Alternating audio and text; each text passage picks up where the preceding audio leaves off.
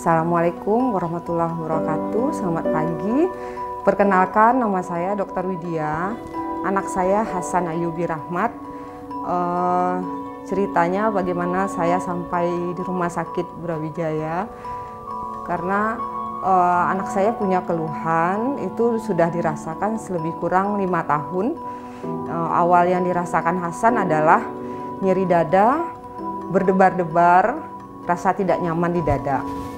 Nah, waktu itu kejadiannya di saat dia tes masuk SD. Dulu waktu masuk SD kan ada tes masuk sekolah. Nah, di saat itu Hasan merasakan nyeri dadanya sakit, rasa nggak enak, berdebar-debar. Waktu itu sih saya mikirnya karena dia cemas nih barangkali nih, mikirnya sih masih nggak apa-apa gitu, mungkin karena cemas saja. Terus terang waktu itu saya agak abai sih waktu itu. Cuman karena dia berulang kemudian di beberapa hari dia habis main bulu tangkis atau apa gitu, pokoknya aktivitas fisiknya agak berlebihan, dia ngeluh lagi. Nah, di situ baru saya periksa lagi, ternyata heart rate-nya, detak jantungnya sangat tinggi. Waktu itu lebih dari 150, pernah sampai 200 kali per menit. Saya putuskan langsung kita bawa ke rumah sakit, kita rekam jantung. Saya konsultasikan dengan sejawat yang dokter spesialis anak. Analisanya adalah SVT waktu itu. Nah, diputuskan untuk dibawa ke konsultan jantung, konsultan anak yang spesialis jantung.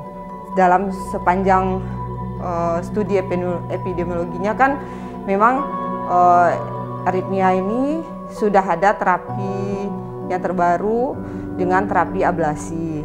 Nah, tapi saat itu karena Hasan usianya masih kecil, 7 tahun, berat badannya belum mencapai 40 kilo, jadi terapi ablasi waktu itu belum bisa dilakukan. Kebetulan di kota tempat saya belum ada alatnya yang sesuai dengan umur Hasan. Minum obatlah Hasan selama lebih kurang 5 tahun sampai sekarang ini.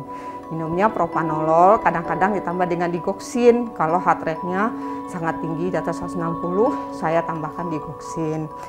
Tapi kepatuhan, maklum anak-anak ya, kepatuhan minum obat tentu tidak sebagus orang dewasa.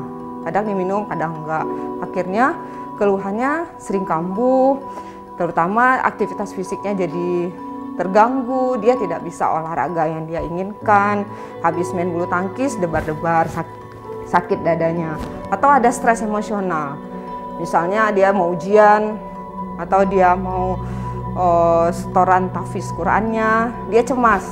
Nah, itu detak jantungnya lebih dari sampai 155 sampai 180.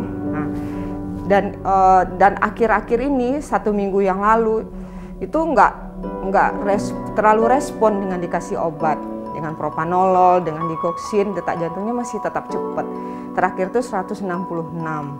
Akhirnya dari anak saya sendiri, dari Hasan, dia betul-betul merasa udah nggak nyaman betul, dan dia sendiri yang minta untuk dibawa berobat, dan nggak apa-apalah.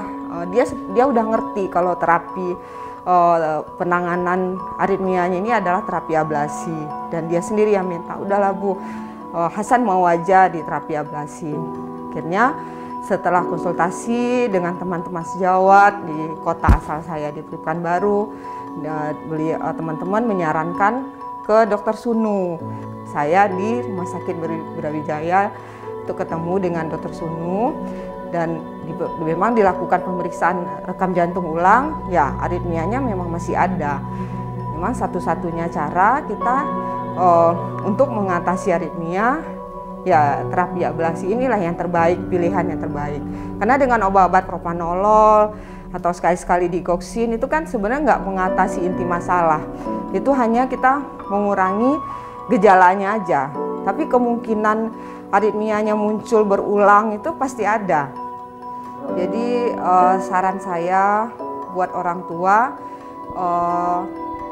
jangan mengabaikan keluhan anak.